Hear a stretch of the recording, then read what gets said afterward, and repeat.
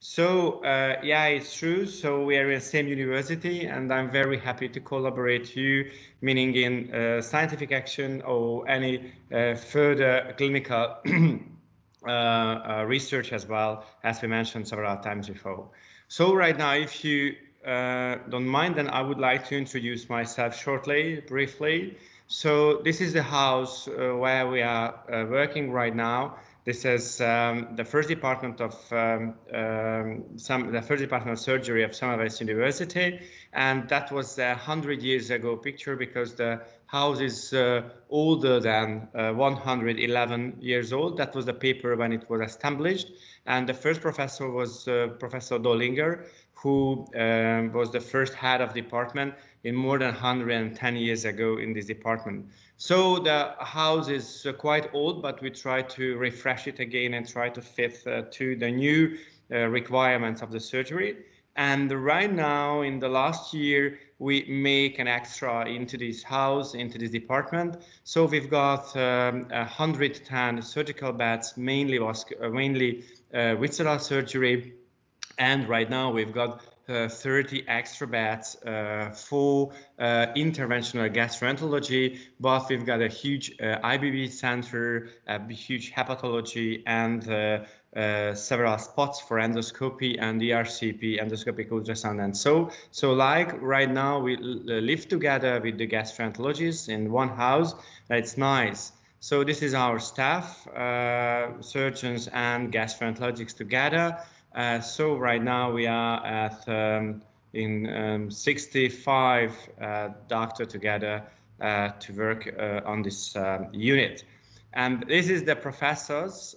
Previously was head of department, and I'm the 12th. I'm the 20th. I'm sorry, professor. And how it look like Dollinger Jura right now with a mask, and how it look like new professor in this era. So it's a bit joke, but unfortunately not.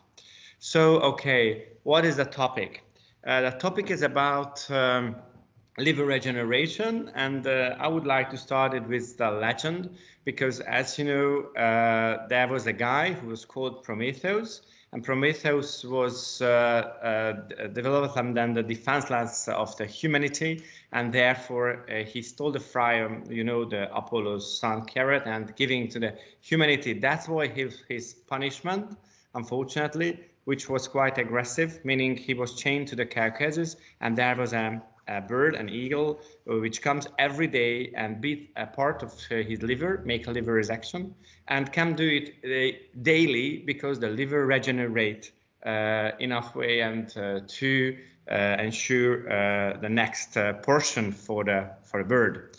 So how does it look like in the practice? So as you know, in big centers, the mortality rate after liver resection must be under 3%, but we've got several publications in the last decades where it's much higher. And we know the mortality and morbidity rate depends on the condition of the liver as well, meaning in cirrhotic or post-chemotherapy ages, something else.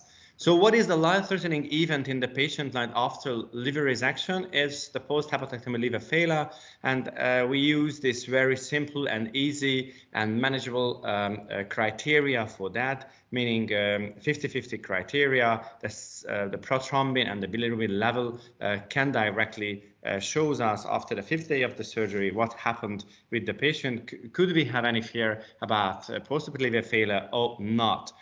So that's why we need liver volume for the resection. So there's a very big paradigm shift in the last decades in liver surgery, because historically we would always speak about it, what is unresectable and what is that size or what is that number of the metastasis which we can resect. And right now we are speaking about the potential liver remnant which is suitable for the further function. So we need an arterial and portal blood supply, hepatic drainage, and biliary connection to somewhere, and that's it, enough if we have enough parenchyma. But look at that picture. If we get a huge tumor, and for example in this way I can say easily, but okay, so easily we could do liver resection because of any technical faults, but the remnant level is less than in normal parenchyma than 25%, then it's fair that there will be postoperative liver failure. So anyhow, we have to do something with the patient because 10% of the lesion is unfortunately unresectable because in the insufficient liver volume. So that's why we have to try to grow the liver, and there was a lot of question about it, and how long, and what makes the liver for regeneration. So I hope in the presentation I will be show you some answer or give you some answer for this question. So we know the method, meaning if we have a tumorous right liver lobe, then we have to do a portal vein embolization or ligation, and after we have to wait, and the ipsilateral part will be shrinkage, and the contralateral part will be hypertrophied.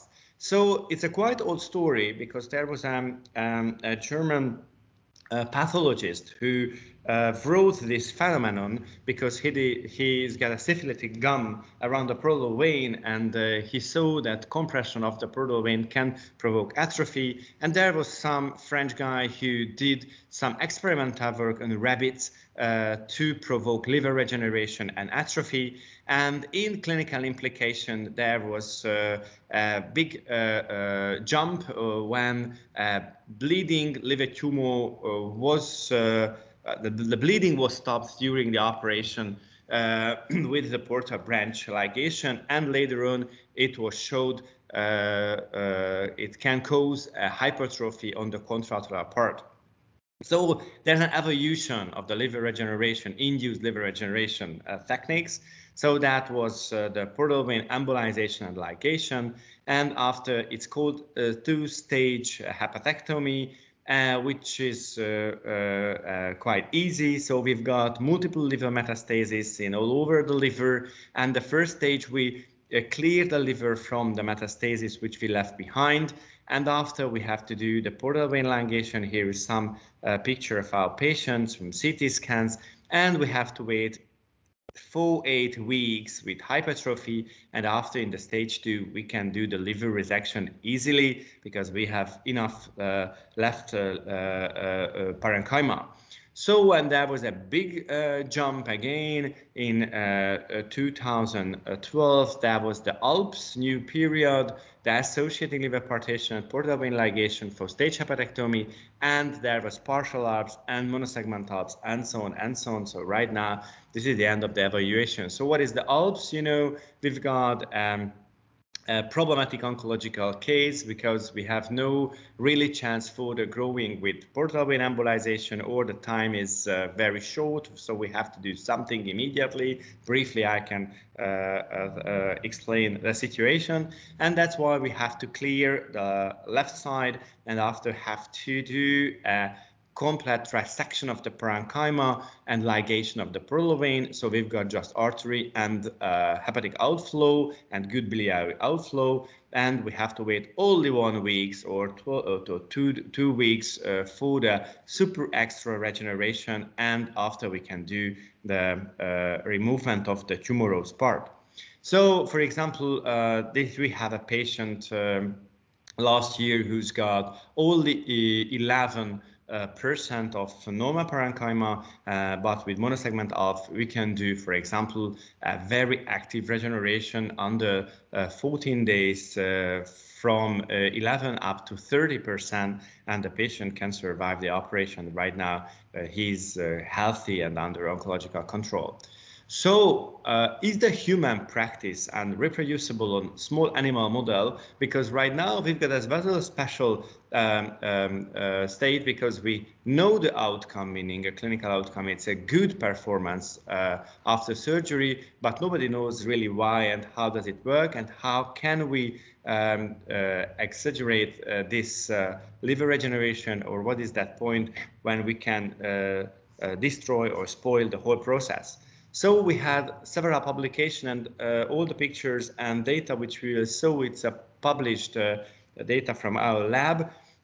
So we do an animal model for ALPS, but we have to review the literature And we saw there's a lot of atrophy, hypertrophy complex in the last 40 or 50 years in the literature in small animals, but everybody talking about something else, because there was a lot of difference model and nobody will be able to reproduce this phenomenon. And there was only one correct publication paper which speaks about it. What is the evidence base of atrophy hypertrophy complex? So that's why we use it as well. So if you've got a rat or mouse liver, then I can easily demonstrate the volume of the parenchyma loss during the resection. So, for example, if we do an extended left or right hemihepatectomy, that we know what is that weight of the animal model on the rat or the mice we have to resect and what will be left behind. Or we can do extended right because the volume correlates with the human, and maybe we can be able to do some monosegment obs in this way as well. So this is our model for portal vein ligation. So we do complete ligation of the 80% of the liver, and after we left behind just 20%. This is in the rat segment 1 and 2, and after we are waiting.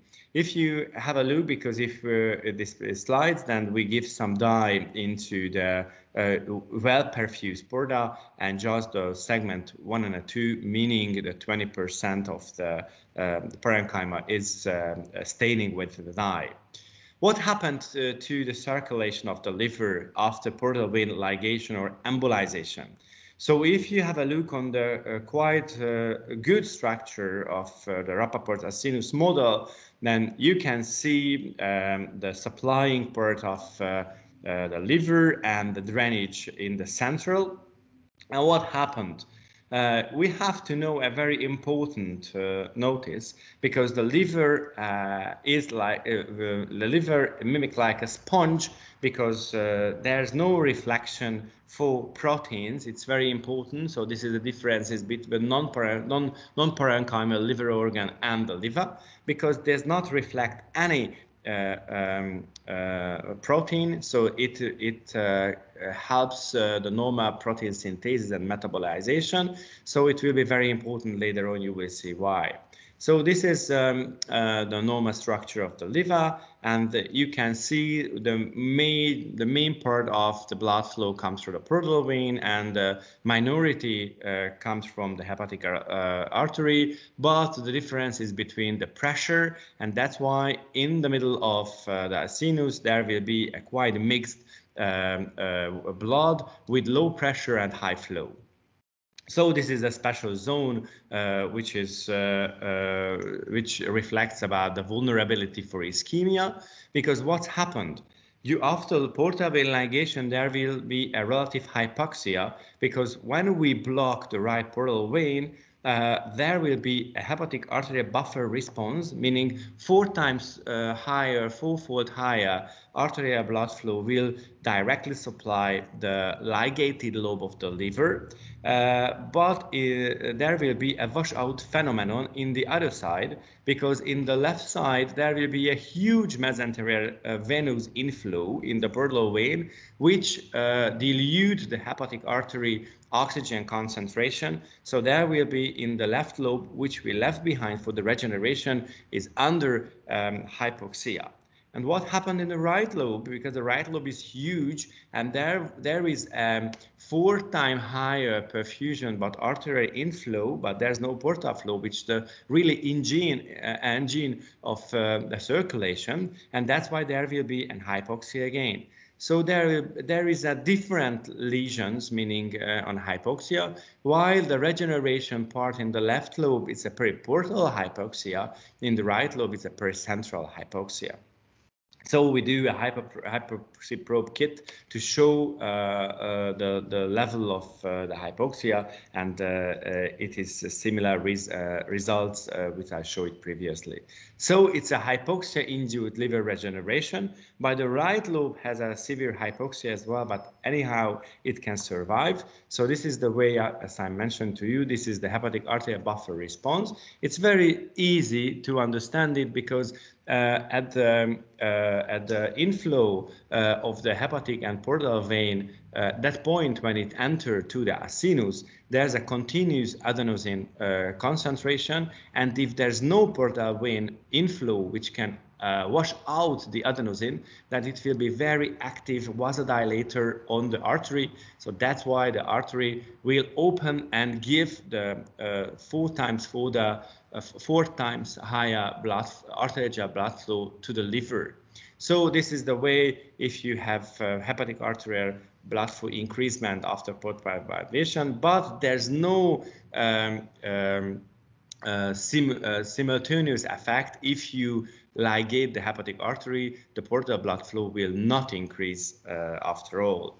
So the other thing is very important for us is the pseudocapillarization. So in the left picture, then you can see a normal sinusoid with a lot of fenestra. So it's very important for the protein transporters from the cells into the blood and vice versa.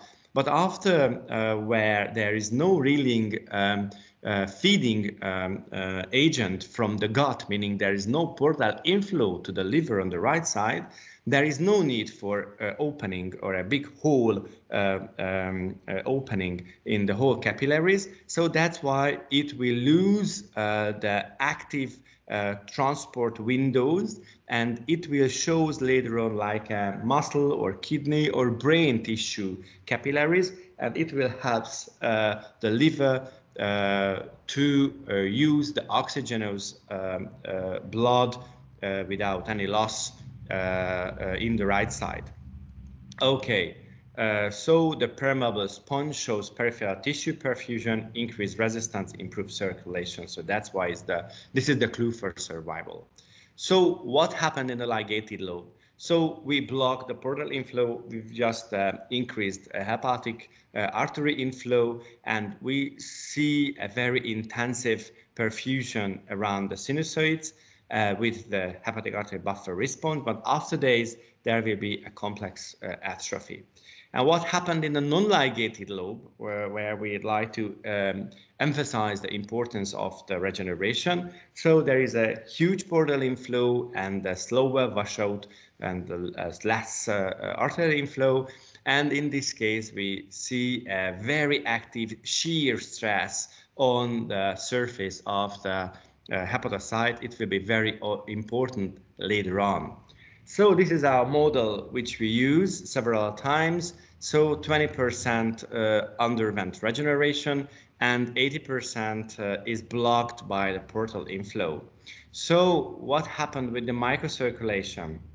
So this is the time, meaning in hours, and we use it laser Doppler flowmetry, and we saw in the non-ligated lobes there is a very active very active microcirculation after the ligation, and it's still up to the 5th day, and we can measure the portal pressure at the same time, and consequently higher the portal pressure after portal ligation, but it's fixed in the first week, but the level is not the same as it was at the baseline. It will be very important. Again, I will show you why. So what's the maximum value of total pressure? So we can spoil the whole process if we don't calculate correctly the portal inflow, because we've got a quite well-known phenomenon from transplantation, the small for size syndrome, when the lobe and the implant, the transplant graft is very small, I'm sorry, and you are after the harvestment and the implant, the portal pressure easily destroy the lobe because there is no enough space for the dilution. It's quite easy explanation for that. And it can happen after resection, or it can happen after portal vein ligation. If we do more than 90% of portal vein ligation, that's the remnant liver lobe will destroy mechanically with the portal inflow, and it's called small pore flow syndrome, and that's the way how we have to modulate it if we have about data what is that. So that's the way how we can reduce the portal flow, splenectomy, ligation of linear artery, and this is the way how we must reduce under 20 millimeter of mercury in clinical practice if we have any type of patient like that one for the survive of the graft, survive of the resected liver, and survive of the patient. So, and how does macroscopic structure of the liver changes back to the animal models? Here is explanted liver from rats, and after portal vein ligation, then you can see the lobes in the left in the picture, meaning number 2 and 3 is 1 and 2, I'm sorry, will increase, and the other will shrink and atrophied in the 7 days. And what happened and the total liver volume is more or less the same as you can see here. And what happened if we measured under CT the volume, not just the weight, and we can see the same changes. So the total liver volume more or less the same during the whole process. But the left lobe is increasing in volume and gain, and the right lobe is shrinking. So, and if we measure the wet to dry ratio in this model, then we can show this is really hypertrophy and hyperplasia of the cell and not just edema, because the edema ratio is around 1 or 2% in the whole system, which is not important. What does the tissue structure change? It's very nice because we've got some novelty during the process. So if we've got a ligated lobe, so where the portal inflow is blocked, then we can see there's a very active central lobular necrosis because the hypoxia vulnerability is the highest around the central vein. So that's why if we do some hemotoxin auxin staining samples, then we can see around the central vein some necrosis or cell destroyment. And what can we see during the days? This cellular lesion, meaning this pinkish something without staining nucleoli, shows there is no really normal tissue, but there's a regeneration after 7 days, and the ligated lobe can survive with the high flow artery supply. And this is the way how it atrophies, and beside the necrosis, there is apoptosis and programmed cell death in the whole system, which is quite actively can be seen. And there is an atrophy in the first 2-3 days, and there is a big remodeling with the apoptosis in the second part of the regeneration, meaning in the second week during the process. So why happens this one? Because because of the hypoxia, there will be some necrotic cells in the line of the hepatocyte in the acinus, and the shortening of the acinus will be show the shrinkage of the acinus as well. So we make a measurement, and I will show you how the area and the surface and the circumference of the of the acinus, and we could say in the ligated lobe there is very active shrinkage, there is very active atrophy during the whole process, and the circumference and the surface will be smaller. What happened in the non-ligated lobe? So what happened that lobe where is very high portal inflow can be detected, and we wait for the regeneration. There is a very extensive cellular hyperplasia which can be detected Ki67 staining, and the bluish spots shows in the right picture the cell division, where is super active in contrast to a normal tissue. And if we turn back again the size and the number, the hyperplasia, hypertrophia question, then we did a very fancy method, because we give a dye to the central vein to the acinus, and after we measure the circumference and the area of the surface area with a special program, and we could say in the left upper picture, then we can see a very active regeneration and a huge acinus, and in contrast to the the right picture, when we see a very active shrinkage or atrophy in contrast to the regenerated or the normal tissue. So there's a compensatory hyperplasia. So if we have an acinus, we thought at first that is a lobular hyperplasia, but it falls because the lobula or the acinus are not able to multiply itself in structure just in a very, very young animals or in childhood under one age. That happens something else. So there is a hyperplasia of the cells, but the acinus must be bigger than it normal, and that's why it's very important the fixed portal pressure, higher portal pressure at the end of the procedure, because that will be the drive for the blood from the acinus corner point to the central, which wash the blood in this longer way than it was previously. So why does it start? Nobody really knows, but there's a lot of hypotheses about it.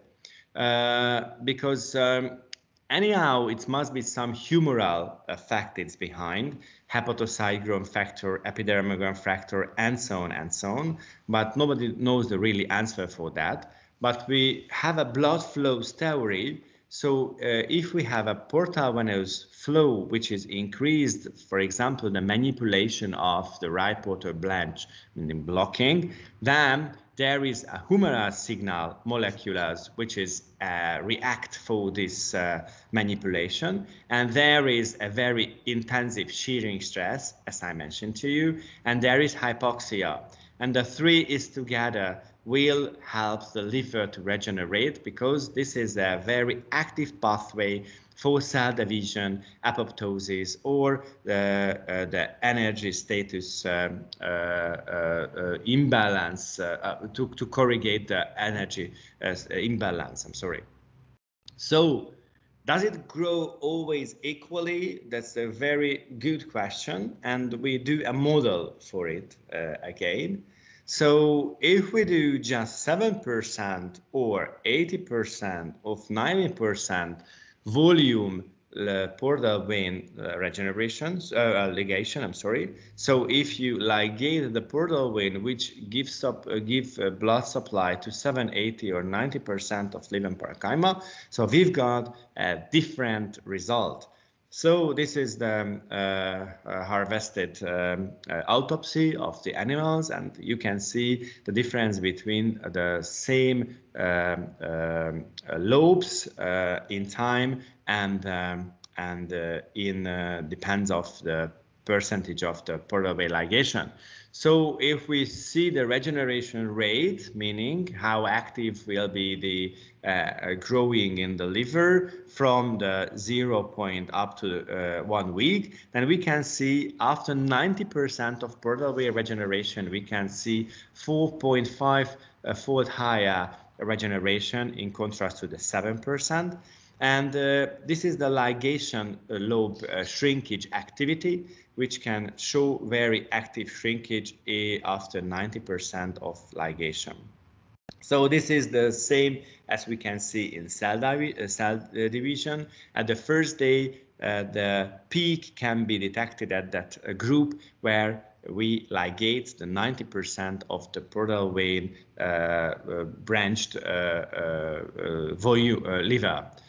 And what happened with the portal pressure? It's very important because it is quite close to the small for flow syndrome, because if we have a look on that picture when we've got just 70 or 80% of portal vein ligation, then we've got a moderate portal pressure increasement around 20. But if we've got a 90% ligation, then we've got a peak at the first day at the time of the portal vein ligation, and it's luckily decreased the normal level. But if you see the normal range, the portal pressure never ever fixed in normal range after regeneration, because the cellular hyperplasia and the acinar hypertrophy required the higher inflow to work or to make a normal flow in the liver. And this is a graph which shows the changes between the portal pressure and the cell division. So, are we growing functional active liver tissue? So what's happened with that liver tissue with growth in quite a fast way in 2 weeks? So we've got several liver function tests and several models. So it's quite difficult to compare because rabbit and rats and nobody used the same method. So some of the cases say the functional regeneration is more or less in same time of the morphological regeneration. And there was some other when saying the functional regeneration is slower than the morphological and vice versa. So where is the truth? So that's why we have to do something again. So we use the ICG clearance method. And the animals, it was very nice because we can measure selectively the ICG excretion in the liver invasively. So we put a cannula to the ligated and non-ligated liver lobes to measure the ICG excretion direct in the bile, which normally in human are never ever able to do that, because we know this is dye which is very similar to the bilirubin, so that's why there's a normal excretion. And if we give the dye to the patient and the fingertips, we can measure the spectral of the green dye in the liver with the elimination decrease immediately, and after there's a slope. But nobody can really speak about it, right and left lobe, ligated, non-ligated, regenerated, or atrophied lobe in humans. So that's why we have to do in the animals. So we can calculate with the plasma disappearance rate, so how much dye can alleviate by the liver or extract by the liver per minute. And we've got a retention rate, that how much dye will circulate in the systemic circulation after 15 minutes. So this is the two parameter we have. This is the global parameters, because this refers about just the blood. And after, when we collect the bile flow and we normalized to the body weight, and we measured the ICG concentration in it, it was quite interesting, because we can say after the ligation, in the ligated lobes, there's a big decreasement of bile secretion, and it's logical because there's no any function for that, there's no energy. And in the ligated, in the non-ligated lobe, he's underwent regeneration, there is a very active bile secretion. And after we see the ICG in the bile, and don't worry about the slides, but this is the important because the ICG, the percent of excreted ICG at the first 20 minutes from the injected lobe. It was better, and that's why we can state in the non-ligated regenerated lobe, the biflow increased in a higher extent than the liver weight at each examined time points. After the second day, the weight gain is more pronounced than the ICG excretion. And from the third day, the ICG excretion increased in a greater extent than the liver weight. So it's a very nice and regulated method how the liver tries to react with the bisecration to the portal-way ligation or embolization. So this is the comparing slides or graph which shows the activity of the cell division or multiplying at the same time. So, and we don't stop it because we've got in the Semmelweis University magrofen SPECT for animals as well. So that's why we was really keen on in this issue, and we do several measurements that and imaging that how can we see the bile excretion in the ligated and non-ligated lobe. And we've got very nice slides, but I would detail it, I can promise. So we can say it, but the non-ligated lobe, which is under regeneration, produce more bile than a non-invasive method can show than the ligated. And we was use another method, an alternative way to measure the liver function. That was a confocal laser and a microscope. When we directly, continuously, on the real time, can follow the ICG excretion, uptake and excretion, and we see the same result as we had in the non-minimal invasive or the invasive way. Who has so much energy for that? And that's why we do another experiment, because we've got PET MRI in the Semmelweis University for small animals as well. And that's why we build up a trial. And you can see something strange, because we did a dynamic PET CT in these animals. And after then we detected the non-ligated lobe, a very intensive washout, but in the ligated lobe there will be a very active PET signing, meaning the radiopharmacon shows more actively, more active reaction in contrast to the regenerated lobe. Why? Because if we have a look on the second day, in the ligated lobe, the activation of the radiopharmacon or the uptake of the radiopharmacon was higher than the non-ligated lobe, because at that time there was a very intensive necrosis and apoptosis, as I mentioned to you, which is a very active, super active and energy consuming mechanism in the liver and everywhere in the body. So that's why we can detect a very intensive glucose intake at the second or third day, in contrast to the regenerated lobe. And after in 7 days, it was normalized, or there was a normal balance between the two lobes. So this is the graph again, the ligated and non-ligated lobe, and we can see in the global or the partial parameter for the liver is in balance after 7 days. Can the process be alterated? Sure, so we can alterate it. So there is the ALPS, which I mentioned to you at the first slides in my presentation. So as you know, this is quite a tricky, it was happened a quite tricky situation, and it was accidentally developed. And you know, I think a lot of about the method, and I mentioned to you that how can we do it, that this is just slides for refresh our memory again. And this is one of our picture which we did.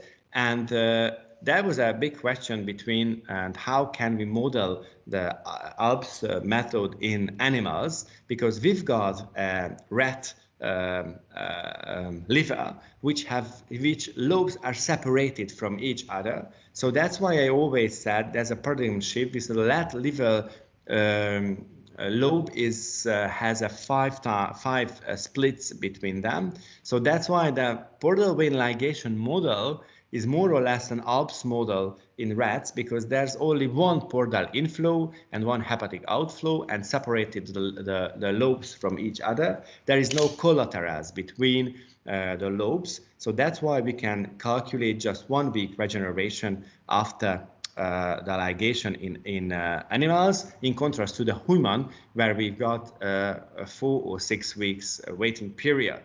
So, but we don't stop. We do ALPS model in rat, because we choose the segment 2 and 3 and 4. We've got double portal inflow and 3 hepatic outflow, and we divided the liver between the segment 3 and 4, and we ligate the 85% of parenchyma in this way. And that was the way how we can frustrate the liver for regeneration actively, like in ALPS model. So we do a regeneration rate, a mitochondrial function test, a biogenesis and morphology, and I will show you slightly.